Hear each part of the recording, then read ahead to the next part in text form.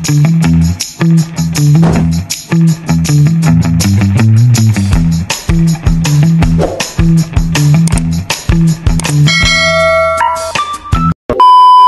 guys! So for today's video, may gusto akong i-share sa inyo guys na isang tips kung paano ninyo malalaman yung mga hinahide ninyo sa messenger na mga nakaka-chat ninyo para mawala siya dun sa mga nakaka-chat ninyo sa messenger. So parang itatago nyo siya guys. So especially nito guys, pwede nyo rin gawin ito sa mga jowa ninyo, sa mga partner ninyo. Pwede nyo i-check kung may mga tinatago silang ka-chat.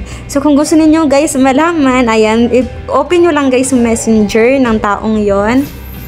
Ayan, i-open nyo lang yung messenger. Tapos, syempre, dahil hinide niya or tinago niya, hindi nyo na yan dito makikita. Kasi nga, tinago niya. Syempre, di ba? Bakit naman niya itatago or i-hide kung wala naman siyang tinatago sa'yo, di ba? Char!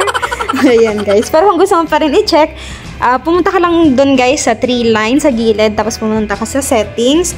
Tapos, hanapin mo tong privacy and safety.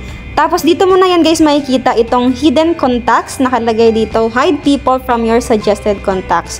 So, ayan na guys. Dito makikita mo lahat kung sino nga ba yung mga nakaka-chat ng partner mo o jowa mo na tinatago niya. So, i-click mo lang yan. Tapos, as you can see, walang lumabas sa akin kasi wala naman ako guys tinatago. Pero, kung sa inyo guys, chinek nyo yan. Tapos, ay mga lumabas, mga babae, mga lalaki, ayan.